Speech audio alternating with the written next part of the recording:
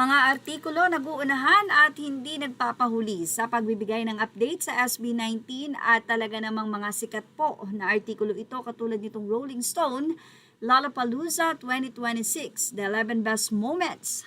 Lollapalooza history was made this weekend when P-pop boy band SB19 became the first all-Filipino group to perform at the Chicago Festival.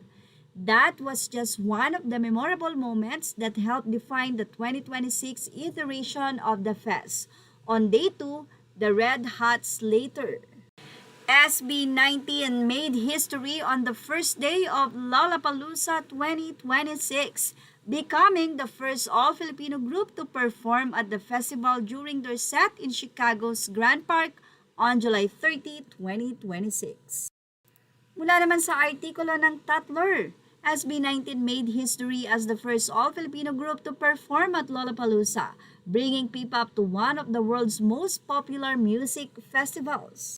At ito medyo mahaba-haba sa nasabi nga pong article ng Concerts, The Best Moments from Lollapalooza 2026. SB19 makes Filipino history at Lolla. It was a successful Chicago debut for SB19, who became the first P-pop group to perform at Lollapalooza. The five-man boy band was extremely grateful for the opportunity, which drew support from Filipinos from across the globe who made sure they were in attendance for the historic set. SB19 playfully joked about how they were still adjusting to the American diet filled with bread and pasta. They ran through various tracks in Filipino and English while previewing a cover of Francis M. sa mga kababayan anthem and their newest track, Lawless, which arrived on Friday, July 31.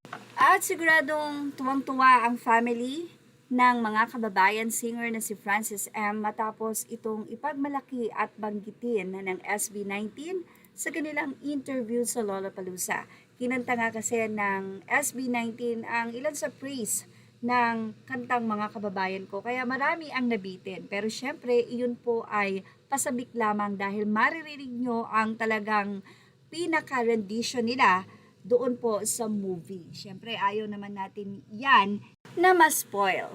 Well, ano masisay nyo dito, mga Kaps?